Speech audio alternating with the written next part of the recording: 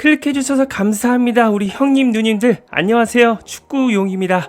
한국 시간으로 오늘 새벽 1시 30분 아스날의 홈에서 리버풀과 FA컵 64강전 경기가 있었습니다. 양팀은 현재 리그에서 선두권을 다투는 탑4로 팬들의 이목을 집중시키는 경기였는데요. 현재 리그 1위는 리버풀 그리고 4위는 아스날입니다. 특히 리그 타이틀을 노리는 팀이라면 역사와 명예가 깊은 FA컵만큼은 꼭 따려고 노리기 때문에 더욱더 재밌는 일전이었죠. 양팀의 선발 라인업을 알려드리겠습니다. 일단 아르테타 감독은 4-3-3 포메이션을 꺼냈습니다. 최전방의 하베르츠를 기점으로 좌측 윙어의 넬손 그리고 우측 윙어에는 사카를 출격시켰습니다. 그리고 2선에는 라이스, 조르지뉴, 웨데가르드가 나섰고요. 포백에는 키오, 가브리엘, 살리바, 화이트가 지켰습니다. 골키퍼 장갑은 램즈데일이 꼈습니다. 아스날 원정길에 오른 클럽 감독도 동일하게 4-3-3 포메이션을 들고 나왔습니다. 최전방에 하베르츠를 기점으로 좌측 윙어에는 디아스, 우측 윙어에는 각포였습니다. 그리고 2선에는 존스, 메갈리스터, 엘리엇이 나섰고요. 포백에는 고메스, 콴사, 코나테, 아놀드가 지켰습니다. 골키퍼 장갑은 알리송이 꼈습니다. 저는 이번 경기를 보면서 손흥민 선수가 정말 EPL에서 대단한 선수라는 걸 새삼 또 느끼는 경기였기도 했습니다. 그 이유는 양팀이 총 퍼부었던 슈팅 숫자가 무려 30개였기 때문입니다. 자세한 내용은 경기 장면을 살펴보면서 말씀드릴 텐데요. 일단 경기를 시작하자마자 골 찬스를 잡았던 것은 홈팀 아스날이었습니다. 전반 2분 아스날의 램즈데일 골키퍼가 말도 안 되는 킥을 넬슨에게 뿌려지는 장면이 나왔는데요. 이를 넬슨이 완벽하게 침투하면서 터치해냈습니다. 그리고 일찌감치 나와있던 알리송 골키퍼를 보자 넬슨이 한번 드리블로 제껴놨죠. 그렇지만 중요한 순간에 터치가 조금 길었습니다. 때문에 마지막 터치 후 슈팅각이 너무 좁았고 결국 슈팅은 그물망을 떼었습니다. 사실 이 장면부터 우리 손흥민 선수가 굉장히 좋아하는 골 패턴이라 손흥민의 골 결정력이라면 어땠을까라는 생각이 들더라고요. 그리고 축구용이 저번 시즌부터 아스날에게 굉장히 감명받은 부분이 있습니다. 바로 EPL에서 가장 완성도가 높은 수준의 압박 시퀀스인데요. 제 생각에는 아스날이 현재 맨시티랑 비견될 정도의 정밀한 전방 압박에 조직력이 있다고 생각합니다. 전반 10분에 아스날은 리버풀을 강력하게 압박합니다. 그리고 후방에서 빌드업하던 고메즈가 볼을 빼앗기면서 이 볼이 하베르츠에게 전달되었는데요. 여기서 하베르츠의 컷백 패스가 상대 수비 맞고 나오자 웨데고르가 볼을 잡고 그대로 슈팅을 때렸습니다. 그런데 강도 조절에 실패하면서 이게 골대 위를 강타하고 말았죠. 전반 초반부터 엄청난 득점 기회가 두 차례 있었지만 모두 아스날이 결정짓지 못했습니다. 그리고 전반 중반 이후부터는 아스날의 하베르츠가 문제였습니다.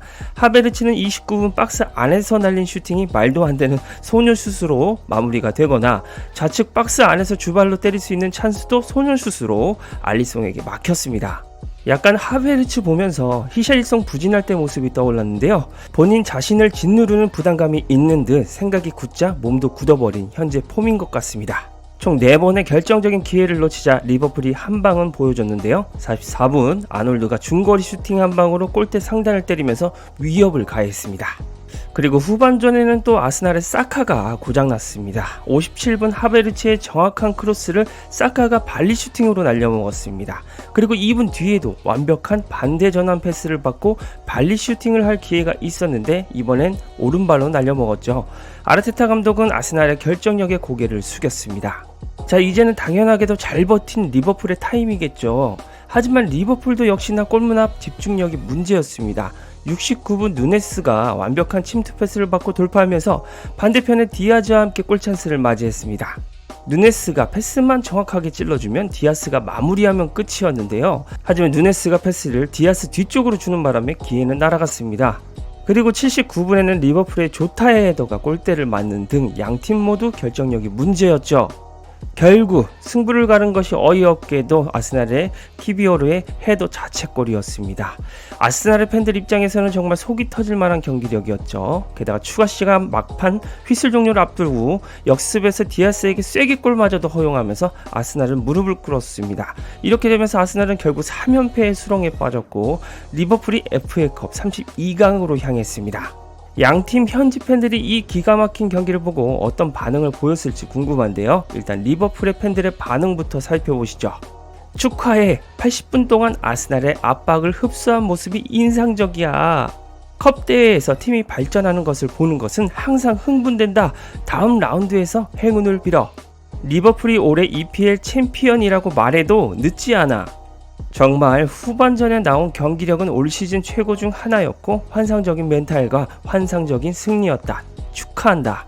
이 게임의 핵심 포인트 1. 우리가 타이틀에 도전하려면 조타가 중요하다. 2. 우리의 멘탈리티가 돌아왔다. 정신력 괴물들. 3. 누네스는 가뭄에 시달리고 있지만 그는 우리의 새로운 피르미노가 될 수 있다. 왜냐하면 그의 오프 더 볼은 놀랍고 그의 홀드웨어 플레이는 GR8이기 때문이다. 등등 기뻐했습니다. GR8은 Great의 SNS 줄임말입니다. 그렇다면 패배한 아스날 팬들의 반응은 어땠을까요? 아스날의 현지 팬 반응 살펴보시죠.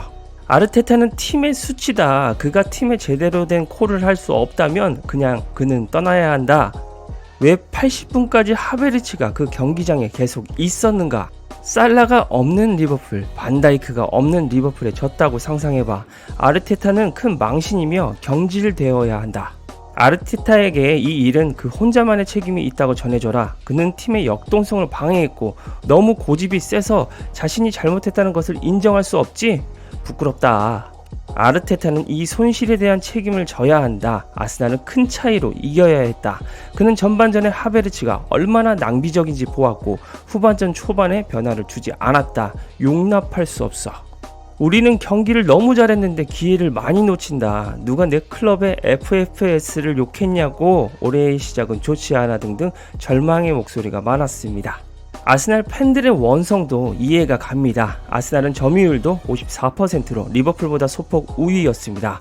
그리고 가장 중요한 건 팀이 득점할 수 있는 경기를 펼쳤냐는 것인데요. 통계는 아스날이 득점을 기록했어야 했다고 나타냈습니다. 아스날은 팀 기대 득점값도 1.61로 0.67에 리버풀보다 높았죠.